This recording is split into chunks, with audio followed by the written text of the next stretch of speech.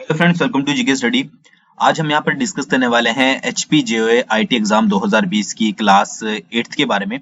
इससे पहले 7 classes already हो चुकी है। अगर आपने नहीं देखी है तो प्लेलिस्ट में जाकर एक बार चेकआउट जरूर कीजिएगा। तो डिटेल में हमारी क्लासेस होती हैं, बट आज इस वीडियो में जो है हम एमसीक्यूज जो है वो डिस्कस करने वाले हैं। कुछ ऐसे एमसीक्यूज होते हैं जो कि क्लासेस में डिस्कस नहीं होते, बट आपको उनके बारे में पता होना जरूरी है। तो उसके ऊपर जो है वो आज की वीडियो है। कुछ एक आपको पता होंगे क्योंकि मैंने वीडियोस में कवर किए हैं, और जो नहीं पता होंगे वो आज की वीडियो में जो है आपको पता लग जाएंगे। पीडीएफ डिटेल के लिए जो है आप डिस्क्रिप्शन चेक कर सकते हैं। बट वीडियो को शुरू से करने से पहले, अगर आपने एचपीएसएससी, आपको पता ही है कि 1160 पोस्टें पहले निकली थी, बट अब जो है वो 1700 प्लस पोस्टें जो है वो एचपी जेओए की हो चुकी है।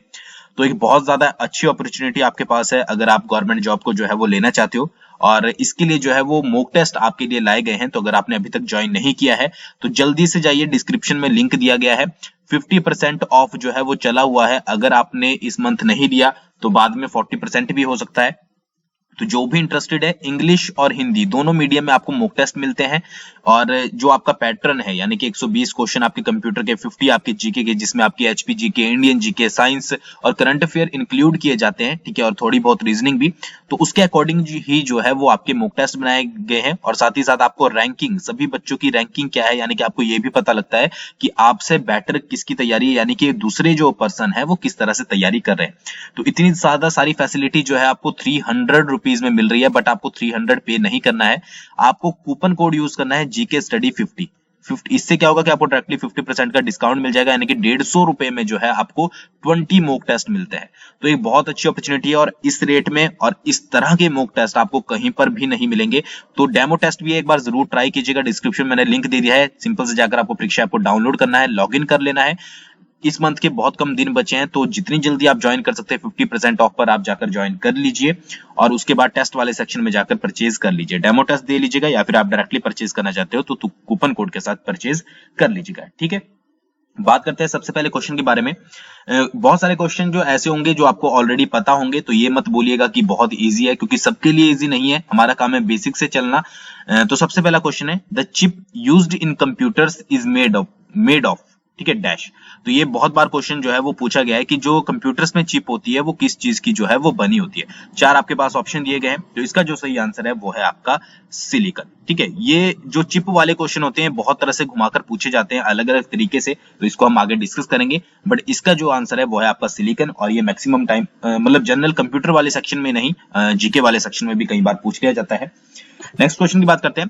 Fourth generation computers were based on, जो फोर्थ जनरेशन कंप्यूटर थे आपके, वो किस चीज पर जो है वो बेस्ड होते थे। तो जनरेशंस वाली वीडियोस पर जो है मैंने अलग से वीडियो बना रखी है, अगर आपने नहीं देखी है तो आपको प्लेलिस्ट में वो मिल जाएगी। और बहुत सारे जो स्टूडेंट है वो इसलिए ये बोल रहे थे कि जो डेट वाला सेक्शन है, यानी कि ईयर वाला सेक्शन है, वो कहीं बुक्स में अलग दिया गया है और दूसरी जगह अलग दिया गया है। तो मैंने आपको गूगल से जो आपको ऑफिशियल दिया गया होता है कि कब से कब तक की डेट थी, वो आपको बताइए। बाकी बुक्स वगैरह में आपको पता ही है, अल्टरनेटिव चीजें मिलती रहती हैं।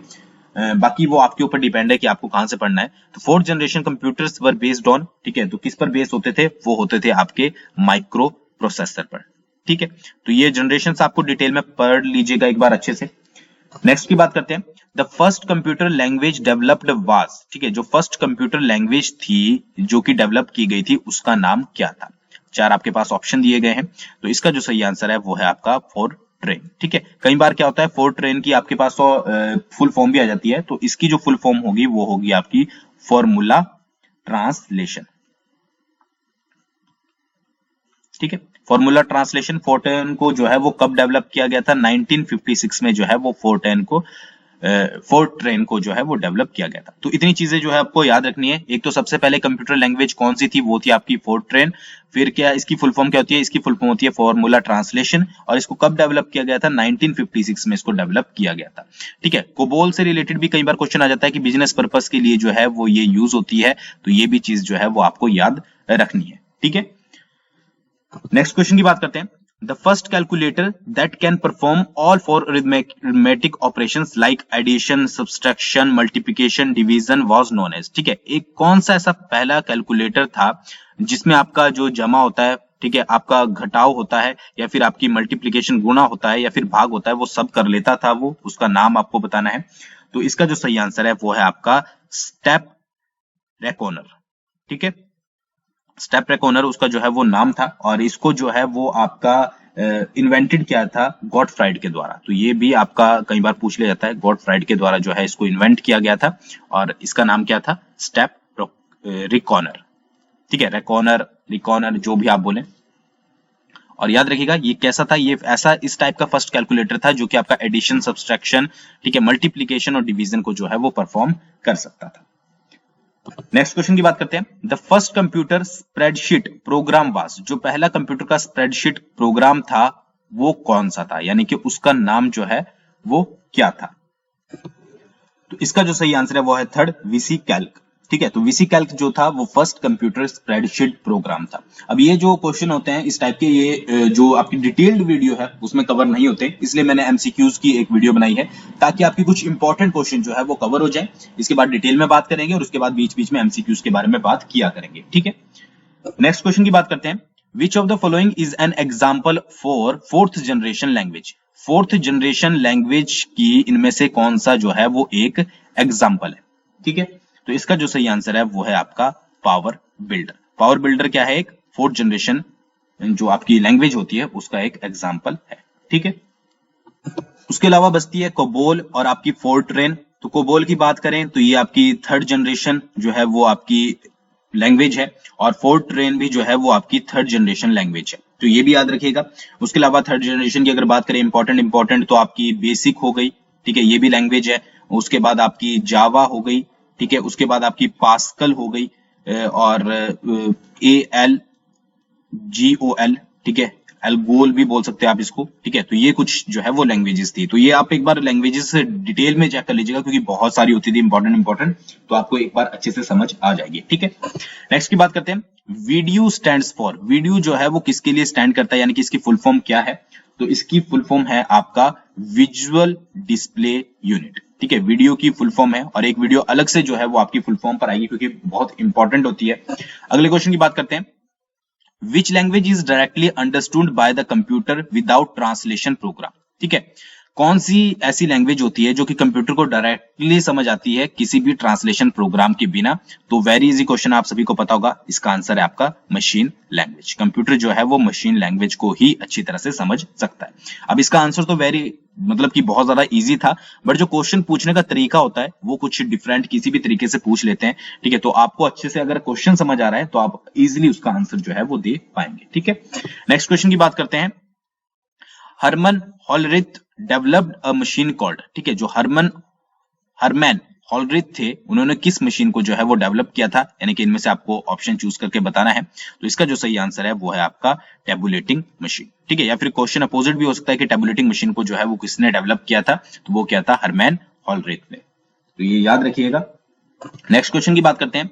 Electronic delay storage automatic computer, अब ये एडसेक की जो है वो फुल फॉर्म होती है। तो पहला क्वेश्चन तो आपका यही बन गया कि डायरेक्टली आपको EDSAC यानी कि एडसेक जिसको आप बोल सकते हो उसकी फुल फॉर्म आपको याद होनी चाहिए। तो E से आपका इलेक्ट्रॉनिक, D से डिले, S से स्टोरेज, A से ऑटोमेटिक, C से कंप्यूटर। ठीक है, electronic delay storage automatic computer जिसको एडसेक बोलते हैं, इसको जो है वो किसके द्वारा जो है वो इन्वेंट किया गया था?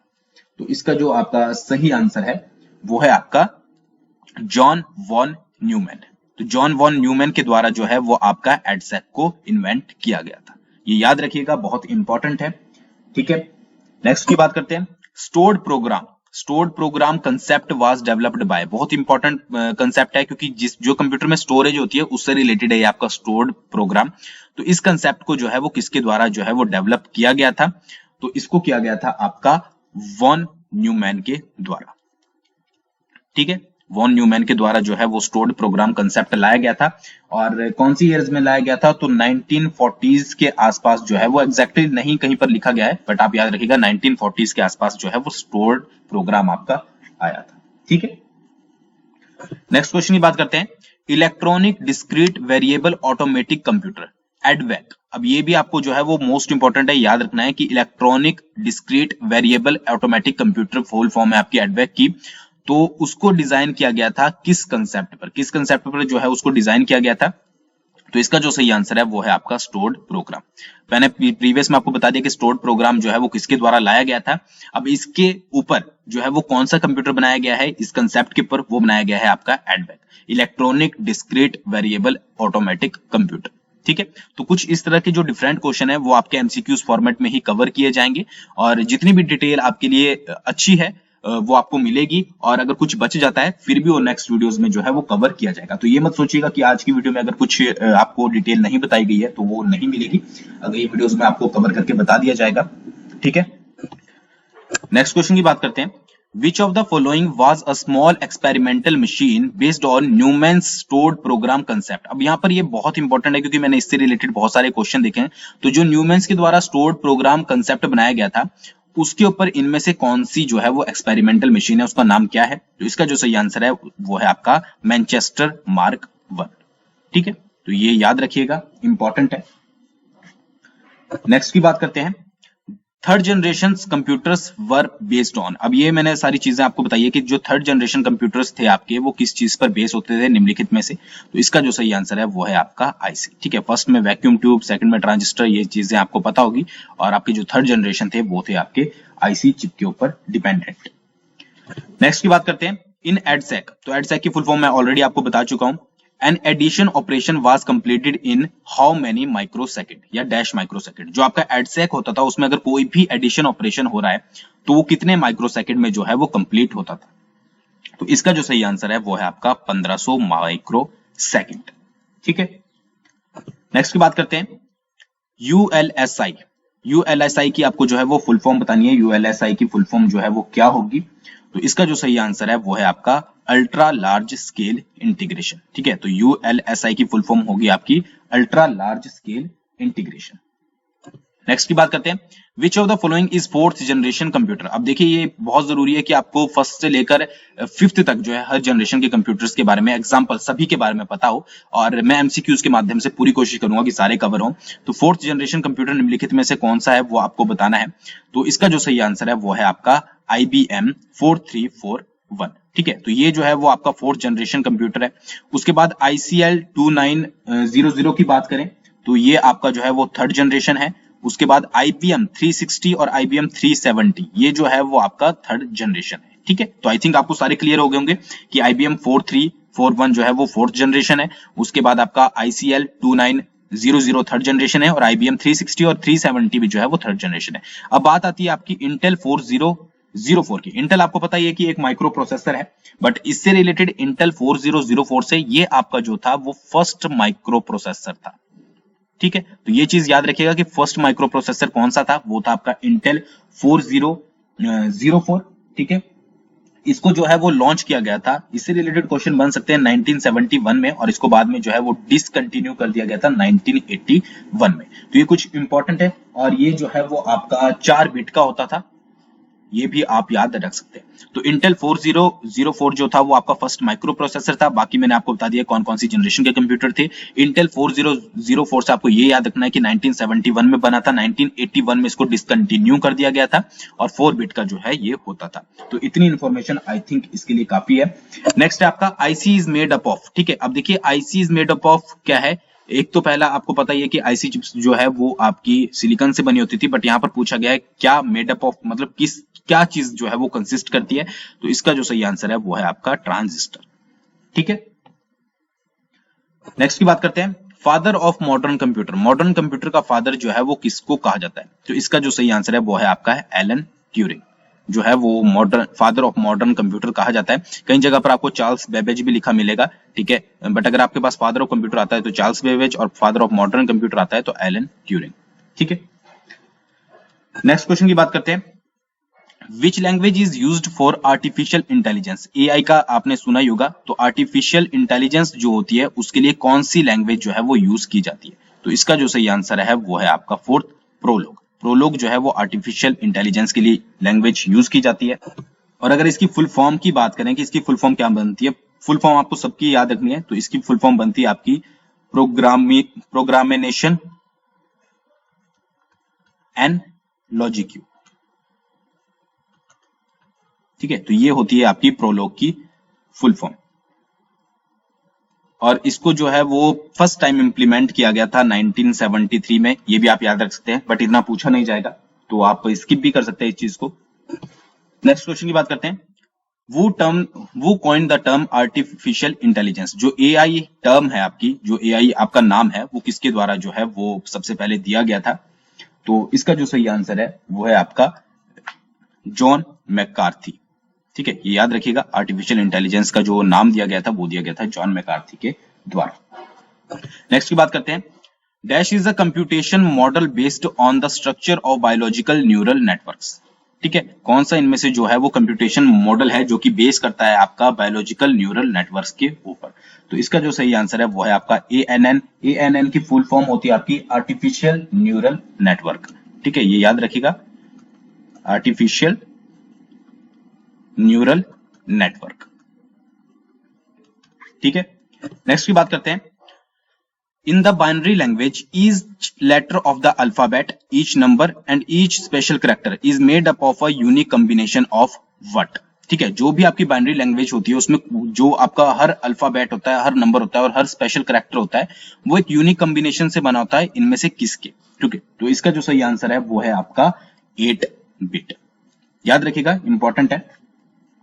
नेक्स्ट की बात करते हैं। The linking of computers with a communication system is called. ये क्वेश्चन जो है वो बहुत, अगर आप समझोगे तो आपको आसानी से पता लग जाएगा। बस जो क्वेश्चन है वो थोड़े घुमाकर पूछे गए हैं कि कंप्यूटर्स की लिंकिंग जो होती है किसी भी कम्युनिकेशन सिस्टम के साथ, तो उसको क्या बोला जाता है? तो उसको बोला जाता है आपका नेटवर्किंग। ठीक है, नेक्स्ट की बात करते हैं। A collection of program that controls how your computer system runs and process information is called।